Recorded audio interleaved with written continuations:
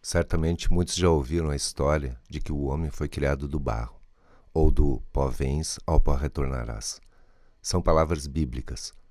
No entanto, não é somente a Bíblia que retrata a gênese da criação.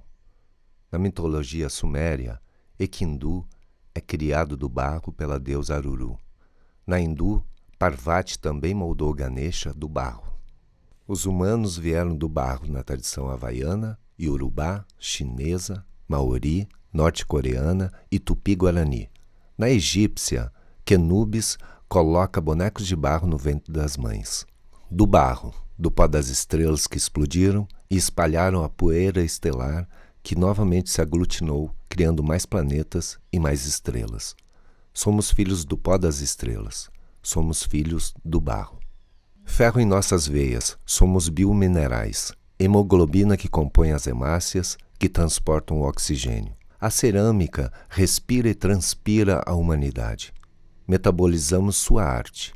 A dureza dos nossos ossos e dentes, a resistência do pote, do jarro que através do cálcio encontra a firmeza do nosso andar. Nossos músculos se contraem. Nossa pressão arterial controlada pelo sódio também permite a transmissão de informações em nossas células nervosas. Transmitimos a importância do barro para a evolução cultural da espécie. O magnésio necessário para o bom funcionamento das enzimas e mesmo perigoso, encontramos alumínio em nossos pulmões.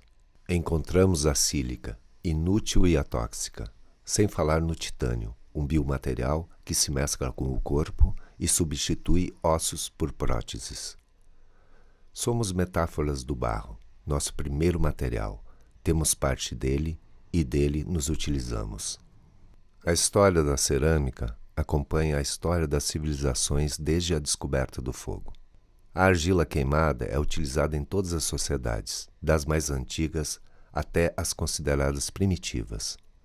Passamos pelo Oriente e passamos pelo Ocidente. Estudiosos localizam as primeiras cerâmicas por volta de 9.000 anos antes de Cristo, na região de Anatólia, na Ásia Menor. Podemos dizer que a cerâmica é um material anatômico. Podemos compreender a utilização do pote que moldou a concha da mão para coletar a água para que ela não nos escapasse por entre os dedos.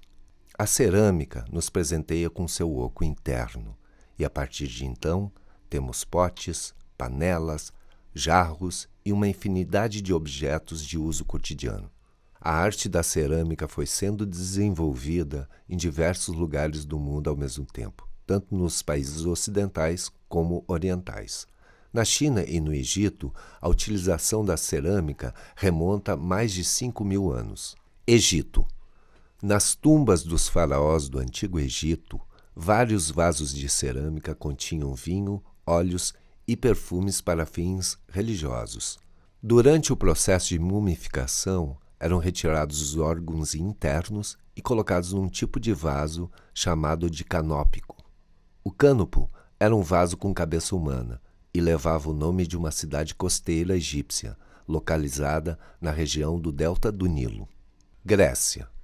Na Grécia, país dedicado à beleza e à estética, as pinturas aparecem como elementos decorativos.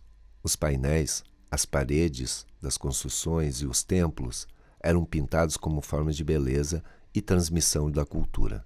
Os jarros e as ânforas inicialmente eram pintadas de negro. Em seguida, o artista riscava o contorno das figuras e as marcas dos corpos, retirando a tinta preta, deixando somente as linhas nítidas no tom da argila queimada. China. A cerâmica chinesa, principalmente as porcelanas, são referências deste país dedicado à cultura dessa arte. A história da cerâmica chinesa é uma contínua experimentação de materiais, técnicas de cozedura e processos de decoração, encaminhando-se para uma produção cada vez mais bonita, variada e perfeita. Para se ter uma ideia da arte da cerâmica na China e sua história, em 1974, arqueólogos encontram em Qinlin, a 30 quilômetros a leste de Xi'an, 22 séculos após ser construídos, os guerreiros de Xi'an, somando 6.000 estátuas em tamanho natural. Brasil. Antes da chegada dos portugueses aqui no Brasil, a cerâmica já fazia parte da cultura dos povos originários. Há mais de 1.500 anos, os povos que habitavam a ilha de Marajó trabalhavam a cerâmica, que eram pintadas em preto, branco e vermelho, e decoradas com desenhos geométricos.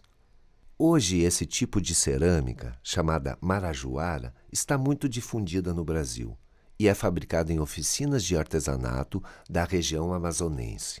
Em se tratando do Brasil, e mais particularmente o Vale do Paraíba, nos próximos episódios você poderá conhecer um pouco mais de nossa cultura da cerâmica. Com a chegada da Revolução Industrial em 1760 e a criação do plástico em 1862, o uso cada vez maior do ferro e do alumínio, a cerâmica tem uma queda de produção e utilização. Foi quando a cerâmica torna-se arte, tendo uma expressiva produção nas artes decorativas dos anos 20. Mas é na Alemanha que a cerâmica encontra abrigo na Bauhaus. As pesquisas formais e tendências construtivas características da produção da escola, criada por Walter Gropius, se apresentam em objetos de cerâmica de linhas retas e decoração sóbria, inspirados do ponto de vista da decoração no estilo desenvolvido por Mondrian, que expressavam a pureza das linhas e o emprego de cores primárias. A partir de então, a cerâmica se liberta do utilitário e, nas mãos de tantos artistas, se transformam em verdadeiras obras-primas.